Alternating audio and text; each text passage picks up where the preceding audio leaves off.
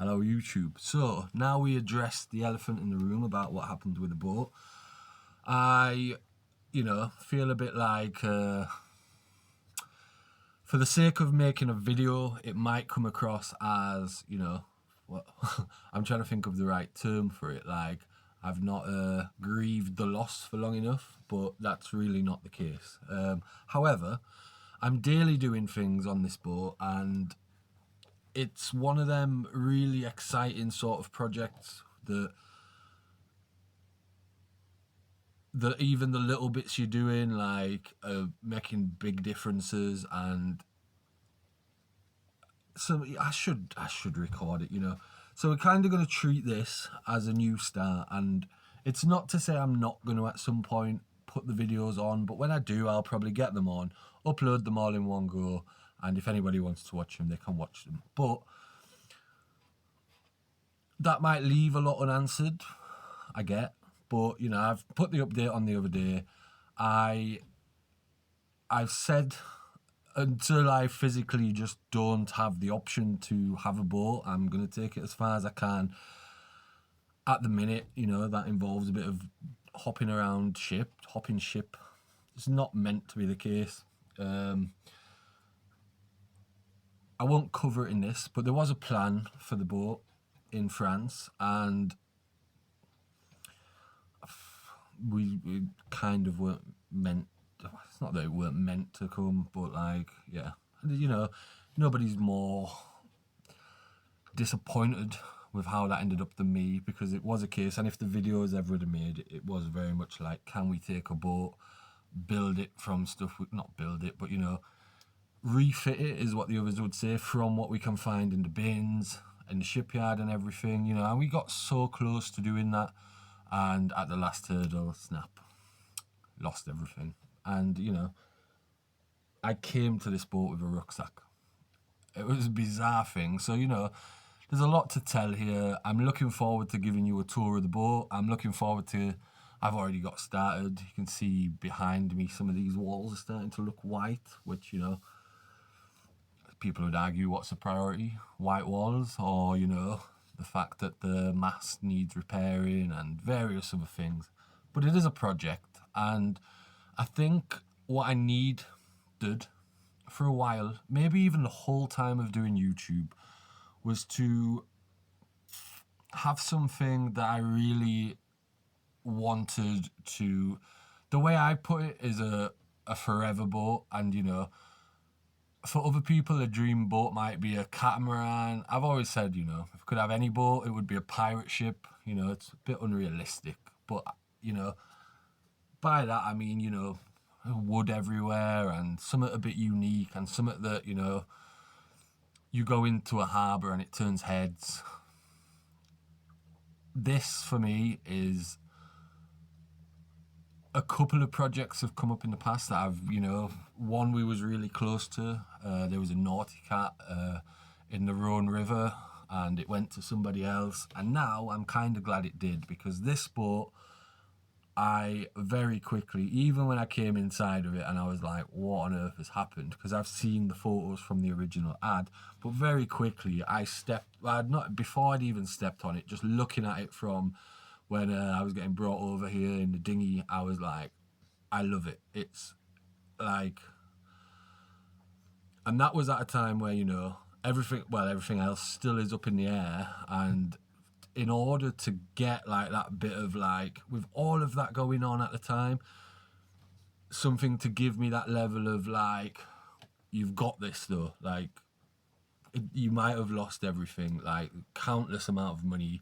As I say, I spent the longest time trying to protect all that stuff. My argument would be, if I left it all, I lose a lot financially. And looking back now, the mistake it feels I now made was when I got, a little bit of money. I think I might have mentioned in an update before, and I was like, this is a ticket out of here. And I was like, no, I'm gonna give it a go. And it might have paid off, it didn't pay off. However, I'm waffling, I know.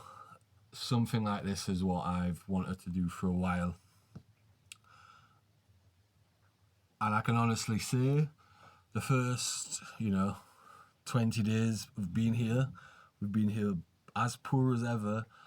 But I can't tell you how nice it is waking up and I wake up and I can see out the portholes behind me. They all leak. Like there's so much to do, but being able to see what I like imagine it to be like in the end, and not even just that, but after the winter of it rained. This is one of the worst winters we had even in France. It rained a lot, and I used to look at the boat next to me, which I think was maybe a little bit smaller than this one now, and be like, it didn't look like it was ever going to sail anywhere, but for the sake of living in I always thought I was like crawling into my 26-foot boat and being like, yeah, you put yourself down on the sofa, you're kind of washing up through the hatch, and when you're moving, that sort of stuff doesn't seem as bad, but when you're stationary, it does. And when you've done it already too, there's no end of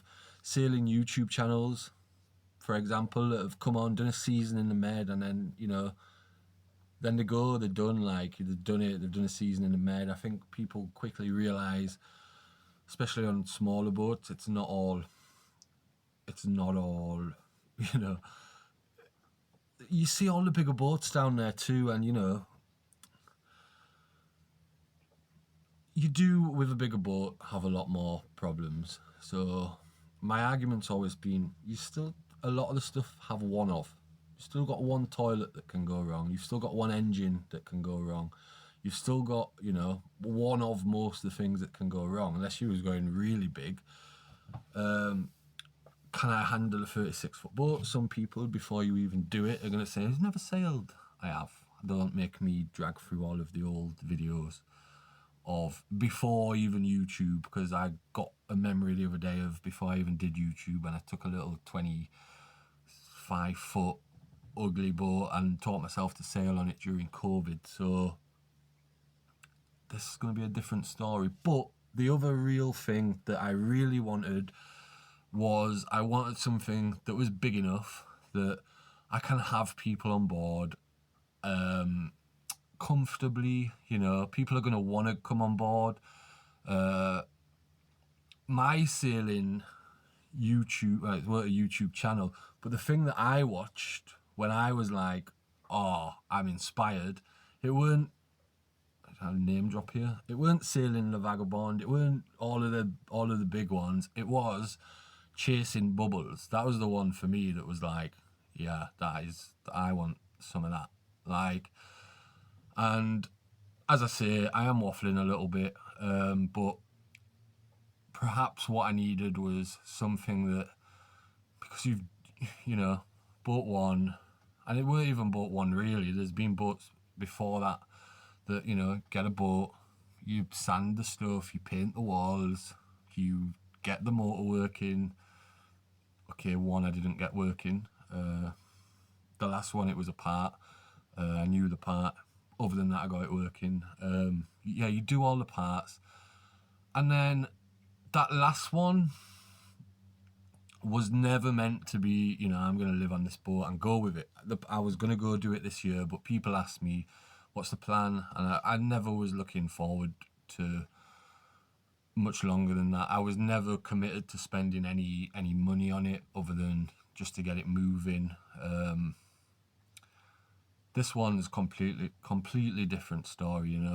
If I go work for a few months and I can pump it all into this, then I'm motivated to do that. And even the time I've just been on it already, I'm up 6 o'clock in the morning sanding bits of teak, and I'm enjoying it. So I'm going to treat it as a brand new start. I'm going to get the videos on, and if anybody wants to come along for the ride, let's do it.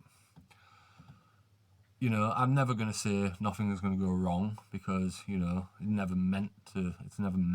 But we've learned from various things. And if someone was to ask me what the biggest thing I've learned, I'd say it's not to be pressured into going and doing stuff dangerous. So I'm not starting off with an ideal situation here. I took it. So I've recorded this more than once, so I can't now remember if I said this at the beginning of this. But I will make an episode, if I'm repeating myself, sorry. I will make an episode about, if you find yourself with nowhere to live and you've been living in a boat, you do tend to then look for another one. If you weren't used to living on one, there's going to be hardships you're not used to. But if you are used to it, you don't worry so much about them hardships. And there's things that you got used to that you'd really miss if you weren't on a boat. And yeah, I don't know how I would have just gone and found an apartment to live in without having finances up front. It turns out you can buy boats sometimes for £1. Not always ones you want.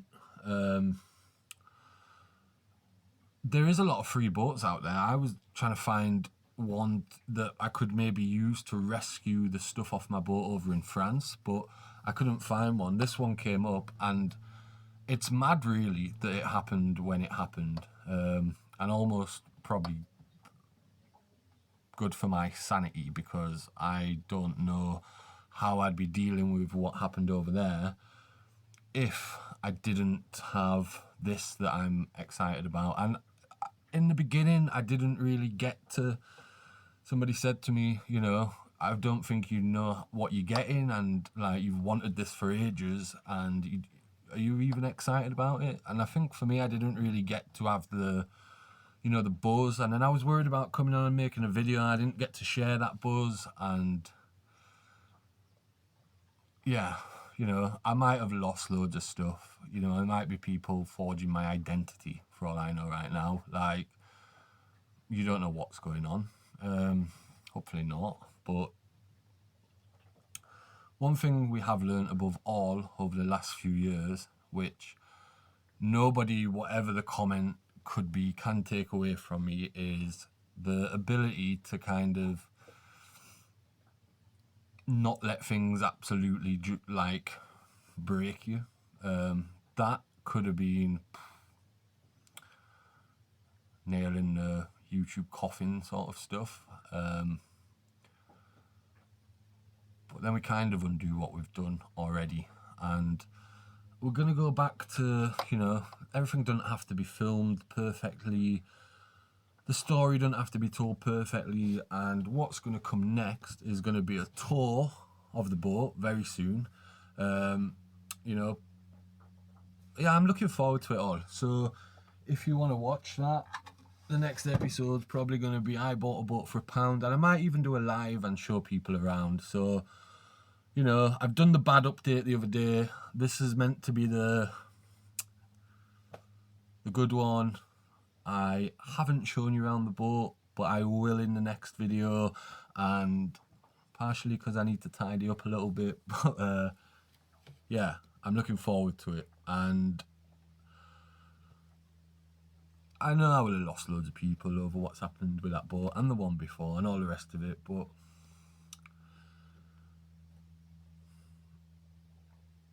the plan's still the same. And I'm going to end this on something, another conversation I was having with someone the other day, and I would argue I've trod very close to the line of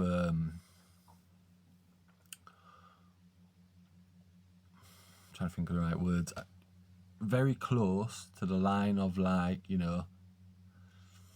really having anything. I've got to kind of go back to being real and not, worrying about saying stuff. But the winter, other than having a shelter, and that's what it was for most of the winter, it weren't plugged in, there weren't electricity, there weren't gas, and a lot of the time we was having to go get food in various different ways. And there's a very thin line. I'd always argue, people are effectively losing 2 paychecks away from being the other side of the line. And what has stopped me going to the other side of the line, because, it's not easy. You can lose your mind a little bit. Things aren't working out, and there will be videos about, the whole what happened and why it happened and all the rest of it. But the thing that stopped me falling over the line, and I meet loads of people that have fallen over that line and are, going day to day, week to week, month to month, with not really any hope of doing anything. And that's what probably kept me on that side of the line, because people have asked, like, how do you just deal with that, like, week after week, you're not having anything, why do you carry on? And as I say, what kept me that side of the line was likely what it's always been, this wanting to go and sail around on a sailboat. So it's not over yet, and hopefully we can get this on the, well, it's on the water, so yeah, it floats at least. Yeah, hopefully we can get going again. And what I will say too, dead quick, because I'm waffling again, is you get judged on progress. Now, there's multiple other channels, that have been doing various things over the last few years that also didn't go sail around the world yet. So, don't rule me out just yet. And I have come and made it hard for myself in the fact that I have a lot to do on this boat. But, if you're going to go do it, even if I was just going to go sail the Mediterranean again and do the boat trips, etc., I need to be aiming to do it in a way that makes me happier. So, on that note, stay tuned. And in the next video, I'm going to show you around a 37-foot wishbone ketch, John Hanna design, Carroll ketch. So, yeah, it just sounds exciting. And I'll see you next time.